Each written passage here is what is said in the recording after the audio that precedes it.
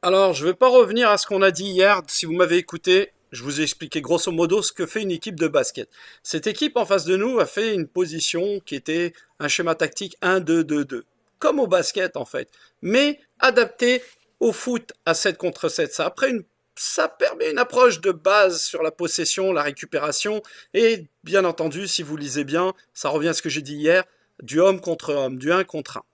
Il s'agit d'une formation qui à la base est très agressive, orientée vers l'avant, qui offre aux joueurs le ballon de nombreuses options pour aider son équipe à conserver la possession de balle dans sa moitié de terrain. Est-ce que c'est efficace?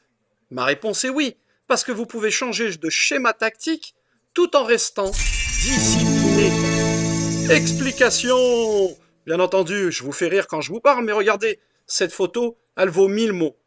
Leur placement de jeu, le voici sur le terrain. C'est une équipe tellement disciplinée qu'elle n'attend pas que vous venez vers eux. Phase de pressing. Comme je vous l'ai montré dans la vidéo d'avant, dans ce schéma-là, ils ferment les milieux de terrain. Regardez notre schéma tactique. Zéro. Est-ce que vous pensez que nous avons un squelette? Zéro. Une indiscipline. Regardez Tarek qui rentre dans le trou. Il rentre dans le panier de crabe. C'est une approche offensive basée sur la possession, courante dans le jeu de 7 à 7. Et au début du développement, il a du mal à être effectué par certains nombres de passes. Donc les équipes qui utilisent ça en général sont organisées et elles ont une possession de ballon qui approche le contrôle dont généralement ce n'est pas nécessaire que les matchs à 7 soient souvent aussi encombrants. Regardez, ils dominent au milieu de terrain. C'est ça que je dis depuis tout à l'heure. Et depuis les 2 derniers matchs, on est zéro au milieu de terrain. Notre schéma est zéro. On monte très vite, mais on monte à 2. Regardez le ratio. 3 défenseurs contre 2 joueurs, 3, mais en fait c'est n'importe quoi. Donc c'est quoi notre schéma? C'est du 3-1-1-1 ou c'est quoi? Regardez leur position de jeu. Oui, ils ont une faiblesse. Le facteur X. Le fameux facteur X. Donc le gagnant de ce grand jeu, c'est l'équipe adverse. Ça nous a montré que quand on est plus discipliné et qu'on prend confiance, surtout parce qu'ils ont évalué notre équipe comme étant une équipe brouillon. Ils ont vu qu'on avait des faiblesses défensives, qu'on ne respectait pas nos positions de jeu, qu'on ne gagnait pas les batailles du milieu, alors ils ont pris le tout pour le tout en montant. Mais regardez-les, ils n'ont pas respecté leur schéma de jeu. Ça leur a coûté très cher. À ce moment-là, on a été capable de prendre le ballon.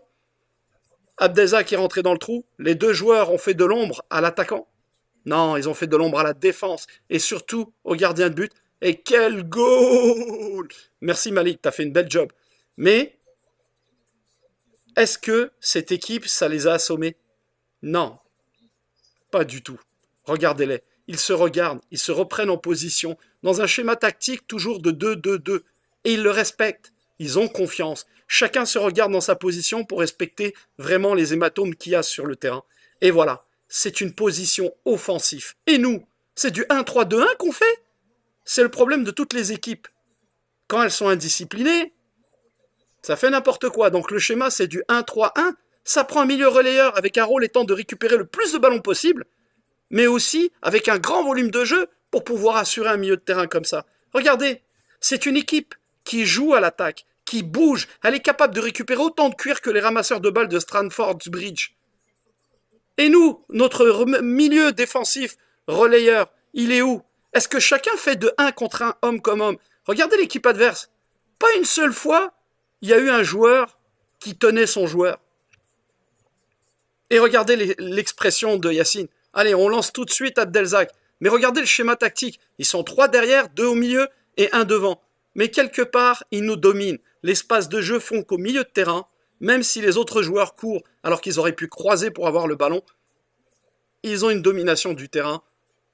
Et nous, on fait que perdre des balles, à jouer très vite et à l'aveuglette. Abdelzak l'a montré, je regarde pas, j'ai eu la passe très vite et je tire. Et c'est la fin. C'est la fin.